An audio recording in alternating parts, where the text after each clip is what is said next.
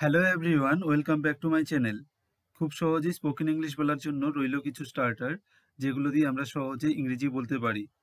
এই স্টার্টারগুলো হলো I would like to, I would never, I always wanted to, I just wanted to, I think I should, I never thought, I should have, I might have to, I regret that, I know how to, I don't know why, I feel like. এই স্টার্টারগুলোকে যদি আমরা মুখস্থ করে নিই, তাহলে সাবলীলভাবে আমরা অনেক ইংরেজি বানাতে পারি, অনেক ইংরেজি বলতে পারি। তাই ভিডিওটি শেষ অবধি দেখতে থাকো। প্রথমে রয়েছে আমরা যখন সুন্দরভাবে এবং ভদ্রভাবে বা বিনম্রভাবে বলতে চাই, তখন আমরা ব্যবহার করব আই উড লাইক টু। আমরা কিন্তু ব্যবহার করব না আই ওয়ান্ট টু। আমরা ব্যবহার করব আই উড লাইক টু, বিনম্রভাবে বলার জন্য, যার মানে হচ্ছে করতে চাই।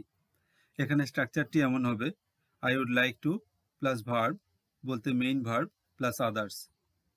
যেমন আমরা বলি I would like to help him, যার মানে হচ্ছে আমি তাকে সাহায্য করতে চাই। I would like to meet you tomorrow, এর মানে হচ্ছে আমি আগামীকাল তোমার সাথে দেখা করতে চাই। I would like to show my documents, যখন আমরা বলবো আমি আমার কাগজপত্র দেখাতে চাই। I would like to explain the exact matter, যার মানে হচ্ছে আমি সঠিক বিষয়টি ব্যাখ্যা করতে চাই। তাহলে ফর্মাল কেসে বা সুন্দরভাবে পোলাইট ওয়েতে যখন আমরা বলবো, তখন আমরা বলতে পারি I would like to.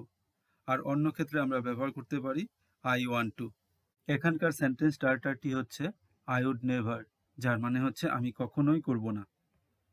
I would never forget this day, যার মানে হলো এই দিনটি আমি কখনোই ভুলব না। I would never break my promise, এর মানে হলো আমি কখনোই আমার প্রতিশ্রুতি ভঙ্গ করব না। I would never cheat anyone, আমি কখনোই কাউকে ঠকাবো না। I would never give wrong information, যার মানে হলো আমি কখনোই ভুল তথ্য দেব না। এবারে স্টার্টারটি হলো আই অলওয়েজ ওয়ান্টেড টু, যার মানে হচ্ছে আমি সবসময় চাইতাম। তো আই অলওয়েজ ওয়ান্টেড টু এরপর একটি ভার্ব বসিয়ে দিলেই সেন্টেন্স হয়ে যাবে। যেমন I always wanted to meet them, যার মানে হলো আমি সবসময় তাদের সাথে দেখা করতে চাইতাম। I always wanted to be an artist, আমি সবসময় শিল্পী হতে চেয়েছিলাম। I always wanted to live near a village, আমি সবসময় গ্রামের কাছাকাছি থাকতে চেয়েছিলাম। I always wanted to buy this car, আমি সবসময় এই গাড়িটি কিনতে চেয়েছিলাম। এবারে রয়েছে আই জাস্ট ওয়ান্টেড টু, যার মানে হচ্ছে আমি শুধু চেয়েছিলাম। তো আই জাস্ট ওয়ান্টেড টু এরপর একটি ভার্ব বসিয়ে দিলে আমরা সেন্টেন্স তৈরি করে ফেলতে পারবো।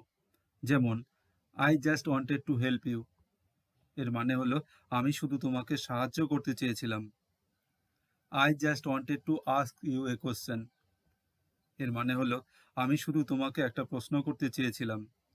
I just wanted to say sorry, যার মানে হলো আমি শুধু দুঃখিত বলতে চেয়েছিলাম বা আমি দুঃখ পেয়েছি সেটা বলতে চেয়েছিলাম। I just wanted to know the truth, আমি শুধু সত্যটা জানতে চেয়েছিলাম। আমাদের যখন মনে হয় এটা আমাদের করা উচিত, তখন আমরা ব্যবহার করতে পারি আই থিঙ্ক আই শুড, যার মানে হচ্ছে আমি মনে করি আমার করা উচিত। I think I should study মোর, এর মানে হলো আমার মনে হয় আমার আরও পড়াশোনা করা উচিত। I think I should call him immediately, আমার মনে হয় আমার তাকে এক্ষুনি ডাকা উচিত। I think I should save more money, আমার মনে হয় আমার আরও টাকা সাশ্রয় করা উচিত। I think I should go there, যার মানে হলো আমার মনে হয় আমার সেখানে যাওয়া উচিত। এবারে রয়েছে আই নেভার থট, যার মানে হচ্ছে আমি কখনো ভাবিনি। তাহলে আমি কখনো ভাবিনি এই ধরনের বাক্যের জন্য আমরা ব্যবহার করব I never thought. I never thought it could be possible, আমি কখনো ভাবিনি এটা সম্ভব হতে পারে। I never thought this could happen to us, আমি কখনো ভাবিনি যে আমাদের সাথে এমনটা হতে পারে। I never thought about it, আমি কখনো এটা ভাবিনি। আবার অনেক সময় আমরা আই হ্যাভ নেভার থট এটি দিয়েও শুরু করতে পারি। যেমন I have never thought about it before, এর মানে হলো আমি আগে কখনো এটা নিয়ে ভাবিনি। কোনো কিছু করতে বাধ্যবাধকতা থাকলে ব্যবহার করতে পারি আই হ্যাভ টু, যার মানে হলো আমার করতে হয় বা করতে হবে। আই হ্যাভ টু এরপর একটি ভার্ব বসাতে হবে, যেমন I have to go to school, যার মানে হলো আমাকে স্কুলে যেতে হয় বা যেতে হবে। I have to go to the market, আমাকে বাজারে যেতে হয় বা যেতে হবে। I have to do much homework, আমাকে অনেক হোমওয়ার্ক করতে হয় বা করতে হবে।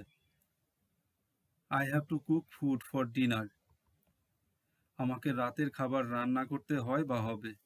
আমার করা উচিত ছিল, এই ধরনের বাক্যের ইংরেজি করার জন্য আমরা ব্যবহার করব I should have. I should have এরপর হচ্ছে ভার্বের past participle form, I should have read ইট, আমার এটা পড়া উচিত ছিল, তো এর ইংরেজি হবে I should have read it. I should have apologised, আমার ক্ষমা চাওয়া উচিত ছিল, হয়তো আমি কিছু ভুল করেছিলাম, তখন আমি বলবো আই শুড হ্যাভ অ্যাপোলোজাইজড। এবারে একটি negative sentence, I shouldn't have shouted at them, যার মানে হচ্ছে আমার তাদের উপর চিৎকার করা উচিত হয়নি, তো নেগেটিভের জন্য শুডন্ট হ্যাভ ব্যবহার করা হয়েছে। I shouldn't have told the lie, যার মানে হলো আমার মিথ্যে বলা উচিত হয়নি। এবারে সেন্টেন্স স্টার্টারটি হলো আই মাইট হ্যাভ টু, যার মানে হচ্ছে হতে পারে ভবিষ্যতে আমাকে এটা করতে হচ্ছে, তো আই মাইট হ্যাভ টু এরপর একটি ভার্ব বসাতে হবে, plain verb. I might have to go early, যার মানে হলো আমাকে হয়তো আগে যেতে হতে পারে বা যেতে হবে। I might have to cancel the meeting, আমাকে হয়তো মিটিংটি বাতিল করতে হতে পারে। I might have to tell him the truth, আমাকে হয়তো তাকে সত্যটা বলতে হতে পারে। I might have to go tomorrow, আমাকে হয়তো আগামীকাল যেতে হতে পারে। আমরা শুরু করতে পারি ইংরেজি বাক্য আই রিগ্রেট দ্যাট এই স্টার্টারটি দিয়ে, যার মানে হচ্ছে আমার অনুশোচনা যে, বা আমার দুঃখ যে, বা আমার অনুতাপ যে, বা আমার খারাপ লাগা যে। এবারে আই রিগ্রেট দ্যাট এরপর আরেকটি কানেক্টিং সেন্টেন্স থাকবে, তো সেন্টেন্সটি জেনারেলি এমন হবে I regret that plus subject plus V2 অর্থাৎ ভার্বের past form plus other. I regret that I trusted the man, লোকটিকে বিশ্বাস করার জন্য আমার অনুশোচনা হচ্ছে, বা আমার দুঃখ যে লোকটিকে বিশ্বাস করেছিলাম। I regret that I didn't study well, আমি ভালোভাবে পড়াশোনা করিনি বলে আমার আফসোস, বা আমার আফসোস যে আমি ভালো করে পড়াশোনা করিনি। I regret that I couldn't help him, আমি দুঃখিত যে আমি তাকে সাহায্য করতে পারিনি। I regret that I didn't fill up that form, আমি দুঃখিত যে আমি সেই ফর্মটি ভর্তি করিনি। এবারে আমরা ইংরেজি বলবো আই নো হাউ টু এটি দিয়ে। আই নো হাউ টু এরপর থাকবে একটি ভার্ব, যার মানে হবে আমি জানি কিভাবে। I know how to solve this problem, আমি জানি কিভাবে এই সমস্যা সমাধান করতে হয়। I know how to handle the situation, আমি জানি কিভাবে পরিস্থিতি সামলাতে হয়। I know how to run or operate this machine, আমি জানি কিভাবে এই মেশিনটি চালাতে হয়। I know how to use this app, আমি জানি কিভাবে এই অ্যাপটি ব্যবহার করতে হয়। এবারে আমরা সেন্টেন্স বলবো আই ডোন্ট নো হোয়াই এটি দিয়ে। আই ডোন্ট নো হোয়াই যার মানে হচ্ছে আমি জানি না কেন। আই ডোন্ট নো হোয়াই এরপর থাকবে আরেকটি কানেক্টিং সেন্টেন্স, যেমন I don't know why I trust him, আমি জানি না কেন আমি তাকে বিশ্বাস করি। I don't know why you left the job, আমি জানি না কেন তুমি চাকরি ছেড়ে দিলে। I don't know why you are always late, আমি জানি না কেন তুমি সবসময় দেরি করো। I don't know why he left the place, আমি জানি না কেন সে জায়গাটা ছেড়ে চলে গেল। সবশেষে রয়েছে আই ফিল লাইক, তো এখানে আমরা সেন্টেন্স বলবো আই ফিল লাইক এরপর ভার্বের সাথে আইএনজি এই দিয়ে, যার মানে হবে আমার মনে হয় বা কিছু করতে ইচ্ছে হচ্ছে, যেমন আই ফিল লাইক ক্রাইং, আমার কাঁদতে ইচ্ছে করছে। I feel like watching a Hindi movie. আমার হিন্দি সিনেমা দেখতে ইচ্ছে হচ্ছে বা মনে হচ্ছে। I feel like sleeping all the time. আমার সবসময় ঘুমোতে ইচ্ছে করছে। I feel like puking or vomiting.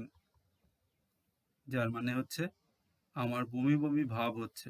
তো এমন ধরনের স্টার্টারগুলো যদি আমাদের জানা থাকে তাহলে আমরা সহজে ইংরেজি বলা শুরু করতে পারি।